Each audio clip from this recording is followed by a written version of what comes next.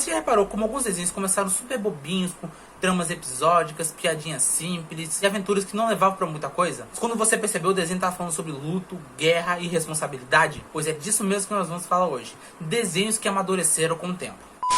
Fala galera, beleza? Aqui é o Elmi e sejam bem-vindos a mais um vídeo aqui no canal Power Pop. Começando com um desenho que era uma loucuragem aleatória no início, mas que com o passar do tempo foi mostrando que tinha uma história tão boa e tão bem escrita que hoje em dia é um dos desenhos mais complexos que eu já vi. Tô falando de Hora de Aventura. No desenho acompanhamos Finn e Jake, que são dois aventureiros que vivem aventuras loucas no mundo de Wu. Como eu disse, nas primeiras temporadas de Hora de Aventura, parecia que era só uma viagem de ácido maluca aleatória. O cara tava doidão e começou a desenhar o que tava na loucura dele e saiu Hora de Aventura. E saiu isso, um humano que é amigo de um cachorro que estica, e eles vivem num mundo que tem um reino doce, tem vários tipos de princesa, tem um rei que tem uma coroa que dá poderes de gelo pra ele, que é obcecado por princesas, umas piadas pra lá de nonsense. Eu mesmo vendo o desenho no começo, eu ficava, caramba, que diabo é isso que eu tô assistindo? Mas aí lentamente o desenho começa a se mostrar. Ele mostra que na verdade é uma terra pós-apocalíptica. O Rei Gelado deixa de ser aquele vilão genérico que quer capturar princesas, ganha uma profundidade muito maior. A Marceline deixa de ser uma vampira aleatória e ganha uma profundidade muito maior também. Inclusive tem a ver com o Rei Gelado. O Finn começa a lidar com assuntos como abandono, solidão, desilusão amorosa, identidade. Quando você percebe, o desenho está discutindo sobre trauma, solidão, crescimento emocional. Tem episódios de Hora de Aventura que são totalmente filosóficos. É até difícil de você parar para compreender. Depois de um tempo, eles fizeram uma trama tão intrínseca, totalmente ligada, que se tornou simplesmente um dos desenhos mais complexos da TV. Eu não vi ainda Fiona e Cake. Falam que o desenho é muito bom porque agora que não tem mais as amarras do Cartoon Network, que tá no Adult Swim, eles podem viajar melhor e fazer uma história mais amarrada ainda do que já era. Eu ainda não vi, mas eu quero muito ver Fiona e Cake. Porque é ótimo estar vivo com você! Agora um desenho que sempre teve a oportunidade de crescer e cresceu muito foi Avatar. Aang é o Avatar, que é um ser que consegue dobrar os 4 elementos, mas ficou desaparecido por 100 anos, e agora ele vai ter que dominar os outros elementos e derrotar o Senhor do Fogo. Que a trama de Avatar sempre foi muito madura, isso é verdade, mas sim, bem no começo, o desenho era bem infantil sim, tinha os seus momentos intensos, mas ele era bem bobinho, tratava de temas bem leves e era uma coisa infantil mesmo, não que isso seja um problema, afinal de contas o público-alvo de Avatar são crianças, mas conforme a guerra foi se aproximando, a trama começou a ficar muito mais intensa, o peso aumentou. Zuko é o melhor exemplo disso.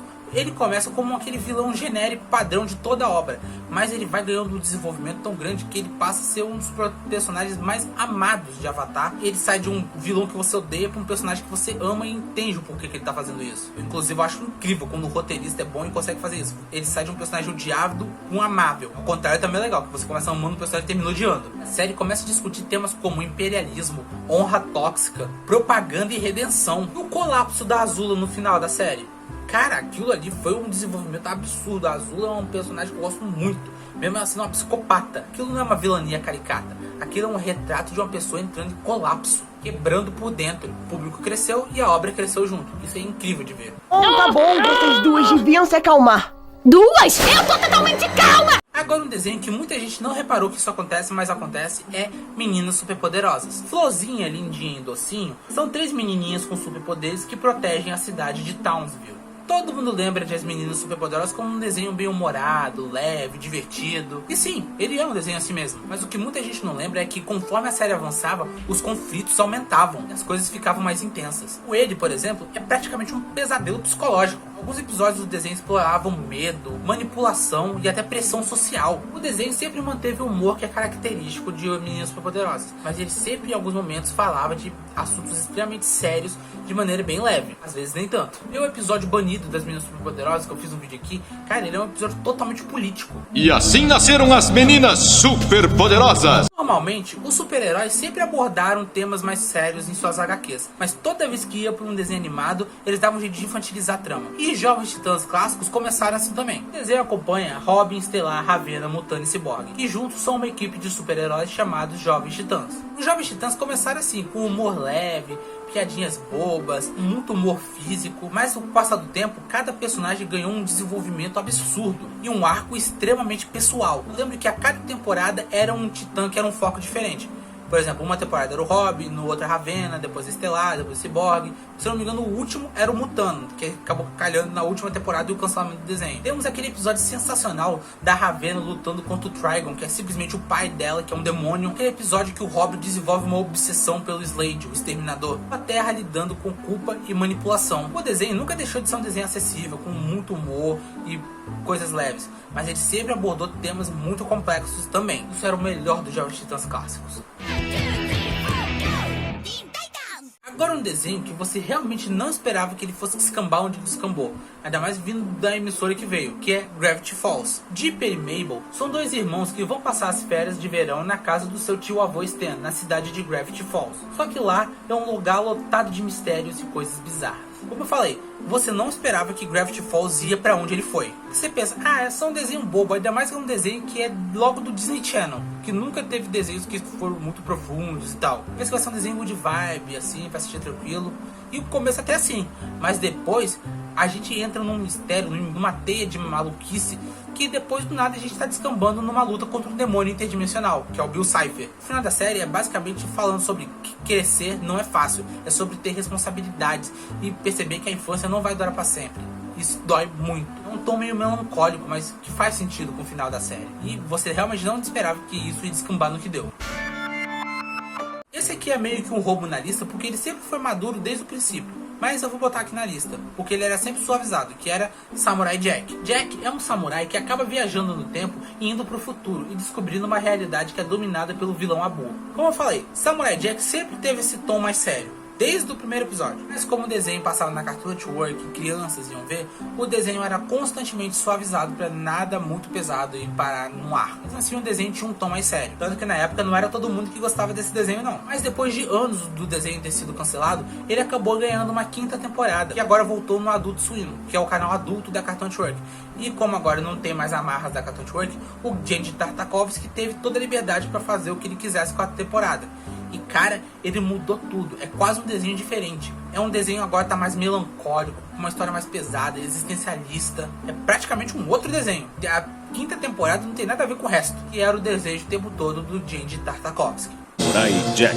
Se você tá gostando do vídeo até aqui, se inscreve aqui no canal, compartilhe para todos os seus amigos que gostam de Disney, cinema e cultura pop, porque isso me ajuda demais e sempre trazer mais conteúdo para vocês. Os vídeos aqui no canal toda semana, todo segunda e sábado às 6 da tarde, sempre falando de Disney, cinema e cultura pop. Agora sim, bora voltar pro vídeo.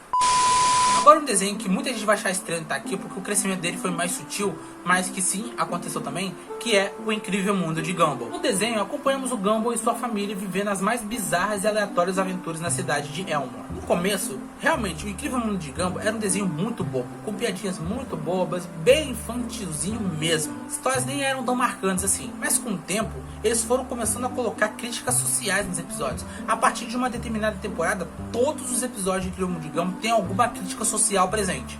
Mesmo na piada mais bobinha, ainda assim tem alguma crítica se você parar pra pensar. Sempre tem uma crítica ao comportamento ou alguma coisa da sociedade americana. Como naquele episódio que eles falam sobre violência nos videogames. E crianças deveriam ler livros, não jogar videogames porque são muito violentos, mas os livros também são tão violentos quanto os videogames. E não só críticas sociais, como abordar temas mais pesados mesmo. Tem um episódio de Incrível Mundo de Gumball chamado literalmente A Depressão. Que apesar de sim, ser um episódio bem engraçado, com muito humor do Incrível Mundo de Gumball, sim, o desenho estava tratando de depressão. Fala que o Incrível Mundo de Gumball é como se South Park fosse um desenho para criança. Imagina se South Park fosse um desenho para criança.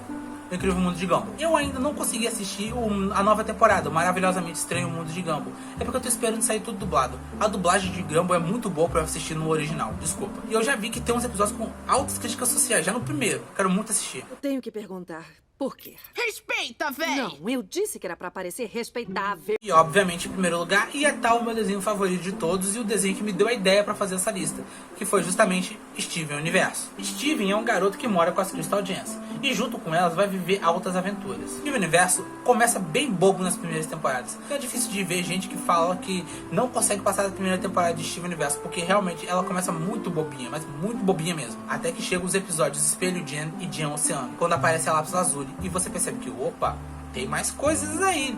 Essa trama não é só isso. E passando o tempo, chega o episódio A Mensagem, que aí a Lápis avisa que as diamantes estão atrás deles, que mandaram uma sonda para trás deles com outras gems para pegarem eles. E aí você percebe que o buraco é muito mais baixo.